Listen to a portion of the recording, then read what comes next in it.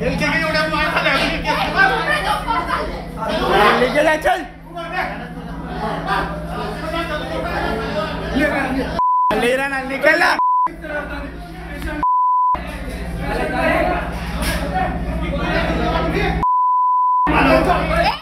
साहेब नेमकं काय सांगाल तुमची आज जी घटना घडलेली आहे त्याच्यासोबत काय घटना आहे? हे मुद्दा आम्ही म्हणजे आमच्या कॉलेज अथॉरिटीसोबत समोर ठेवला आहे की आम्हाला तिथे सिक्युरिटी फोर्स पाहिजे जे की क्वालिफाईड आहेत ते मुद्दा म्हणजे डील करायला, कारण खूप मॉब येते, कधी कधी खूप जास्त मॉब येते, तेव्हा डील करायला आम्हाला जमत नाही, कारण पेशंट पण हे थोडे असतात म्हणजे घाबरलेले असतात. तिथे पाहिजे थोडं जे पेशंट केअर आम्हाला देता येत नाही, कारण ते खूप प्रेशर येते वरतून. तर आम्हाला फक्त पाहिजे की ते मायनॉरिटी जे आहे तिकडे जे असतात मॉब ते नाही पाहिजे. त्यांच्या म्हणजे आपण आपलं काम करणार आहे पण त्यांच्या प्रेशर आपल्याकडे नाही पाहिजे. आम्ही ॲज अ डॉक्टर म्हणजे काय पण आपले हे देताना तिथे आम्हाला मॉब नाही पाहिजे, हे आमचं प्रायमरी डिमांड आहे. नेमकं काय घडलं होतं?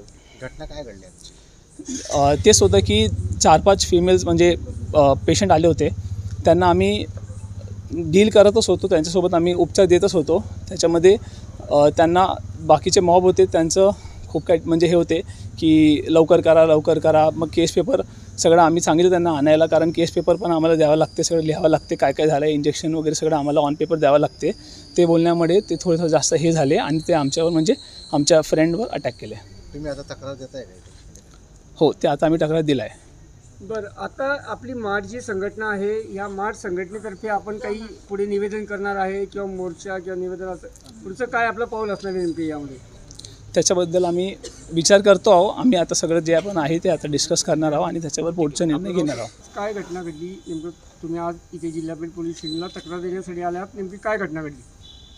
मैं और डॉक्टर मोहित हम माइनर ओटी में थे, ऑलरेडी पेशेंट्स देख रहे थे और 4 फीमेल पेशेंट्स को लेके वो लोग आए थे, सब बेड पे लिए थे. मैंने एक पेशेंट और मोहित ने एक पेशेंट देखना चालू किया. उतने में वो लोग आपस में झगड़ा किए कि केस पेपर लेके आओ, ऐसा आपस में झगड़ा किए. तो हम उसने बोला कि है ना थोड़ा बाहर रुको और मतलब झगड़ा मत करो यहाँ पे करके. उतने में वो लोग तुरंत मोहित पे अटैक किए. अच्छा, क्या इंसिडेंस हुआ था, कैसा अटैक हुआ था? मतलब जस्ट वो पेशेंट देख रहा था, बस उसने इतना बोला कि इधर झगड़ा मत करो और वो सामने से मारे वो लोग. किस तरीके से मारे? मतलब हाथ से. कितने लोग थे? आजू बाजू 4-5 लोग थे. ये मोहित मतलब क्या है? मेरा कोच है सर्जरी रेसिडेंट. तो उनको कितना लगा है? मतलब हाँ, उनको कुछ इंजरी हुआ है उनको? हाँ, 3-4 बार मारा है सर पे और हाथ पे से कान पे. वैद्यकीय रुग्णालय महाविद्यालयामध्ये जी घटना घडली आणि आज आपण इथे तक्रार द्यायसाठी आले आहात. मारमध्ये याच्याबद्दल आपण ते आवाज उठवणार आहे. हा सतत तिसरा इन्सिडेंट आहे की जेव्हा रेसिडेंट डॉक्टर्सवर असा हल्ला होतो आहे. पहिले पण असं झालं आहे, आम्ही कंप्लेंट रेस केली आहे, FIR पर्यंत पण आलो आहे, पण असं स्ट्रिक्ट ॲक्शन अजून पण घेतलेली नाही. आणि आज 8-8:15च्या सुमारास खूप मोठी कॅज्युअल्टी आलेली. आणि त्याच्यात असं असतं की जी अत्यंत सिव्हिअर आणि ज्याला खूप लवकर अटेन्शन पाहिजे डॉक्टर्सचा, त्याप्रमाणे ते कॅटेगराईज केलं जातं. तर सेम रेसिडेंट डॉक्टर्स तेच करत होते की ज्याला इमर्जन्सी ट्रीटमेंट हवी होती त्याला पहिलं त्यांनी प्राधान्य दिलं आणि त्याच्यानंतर या दुसऱ्या पेशंटला करणार होते ते मॅनेज. पण त्या याच्यात नातेवाईक ॲग्रेसिव्ह झाले आणि त्याला हल्ला केला गेला. हल्ला अशा प्रकारे झाला की नोज ब्लीड, त्याच्या नाकातून अक्षरशः रक्त येऊन त्याची पूर्ण शर्ट भरलेलं आहे आणि टिम्पॅनिक मेम्ब्रेन म्हणजे कानाचा पडदा जो असतो तो फाटलेला आहे. ते एंडोस्कोपी करून आम्ही सेम शासकीय वैद्यकीय महाविद्यालय जळगाव येथे एंडोस्कोपी झालेली आणि तिथे दिसलं आहे की त्याचा कानाचा पडदा फाटलेला आहे.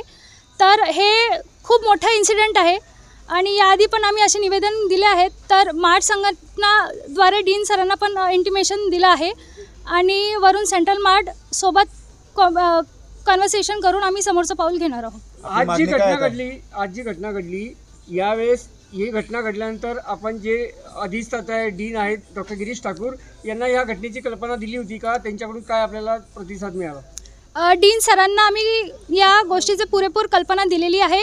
आता सोबत डॉक्टर पोटे सर जे ॲक्टिंग डीन आहेत त्यांना पण आम्ही कल्पना दिली आहे. त्यांनी पूर्णपणे इन्व्हॉल्वमेंट दाखवलेली आहे. परत डीन सरांनी पण MSF सिक्युरिटी फोर्स कॉलेजला आणण्याचा प्रयत्न केलेला आहे. पण पूर्णपणे आम्हाला त्या गोष्टीत सक्सेस आलेला नाही.